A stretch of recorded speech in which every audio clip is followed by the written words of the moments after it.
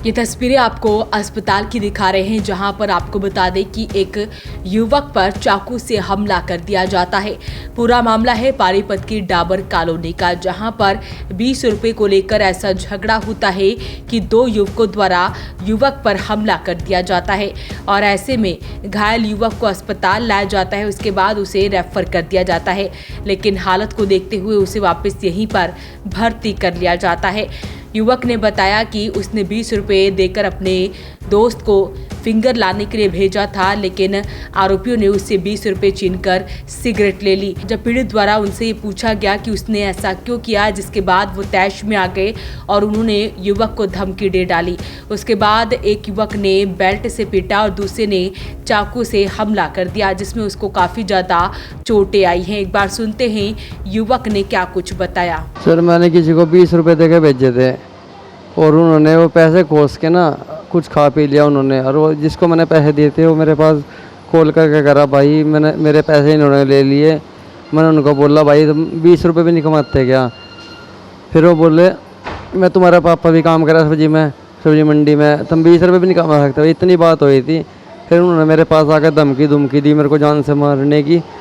फिर वो उसने अपने भाई को बुलाया, छोटे वाले को, वो बेल्ट ले रहा था, वो दूसरा चाकू लेकर आया था और चाकू सर बेल्ट से मेरे ऊपर हमला करा उन्होंने।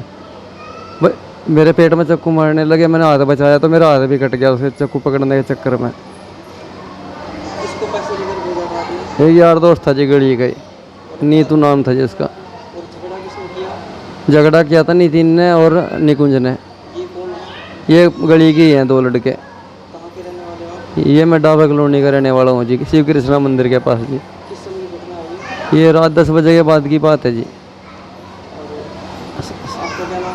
मेरा नाम संदीप है जी। कितनी उम्र आपकी? मेरी 30 साल है जी। क्या काम करते हो आप? मैं मजदूरी करता हूँ जी कंपनी में। आपको कहाँ लेकर गए फिर जब आपके साथ ये हादसा हुआ था? ये फिर तो जी मैं मार मूरने के बाद में तो भाग गई जी, मैं फिर अपने घर चला गया। फिर मेरे भाई और मेरी मम्मी मेरे को अस्पताल में लेकर गए रात में, सिविल वालों ने टांके टूंके भरे सिर में और गुंठे में टांके मना कर दिए। फिर रेफर कर दिया करनाल के लिए। करनाल गए तो वहाँ भी किसी ने कुछ नहीं सुना। फिर बोले वहाँ चले जाओ रोहतक जाने के लिए हमारे पास कुछ वो नहीं था, ना कोई हमारे पास बंदा भी नहीं था।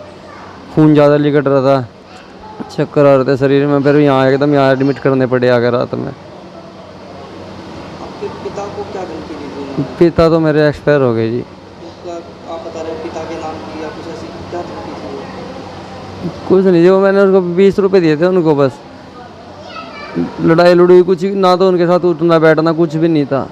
छीन लिए थे उन्होंने 20 रुपये? मैंने किसी और को भेजे थे लेकर, उन्होंने उससे लेकर कुछ सिगरेट पी ली उसकी।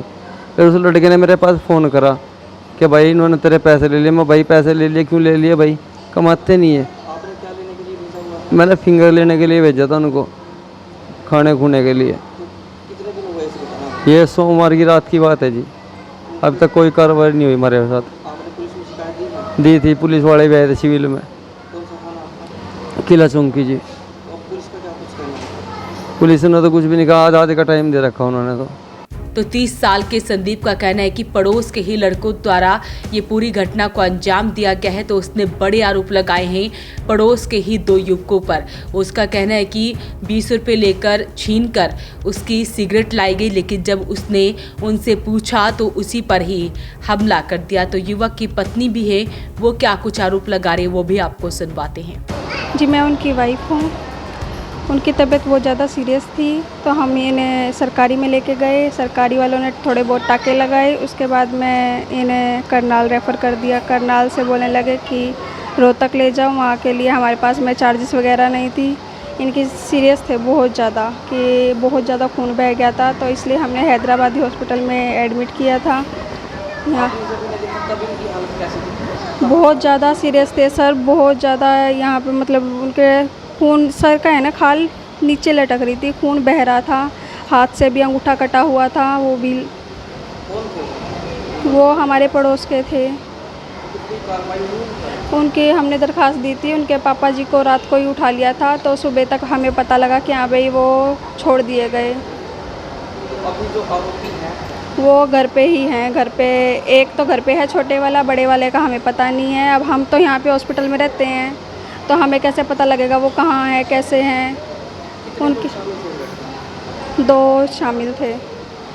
एक ने बेल्ट लगाई, एक ने बेल्ट मारी, एक ने और पीछे से चाकू ला के उसके सिर में वार किया।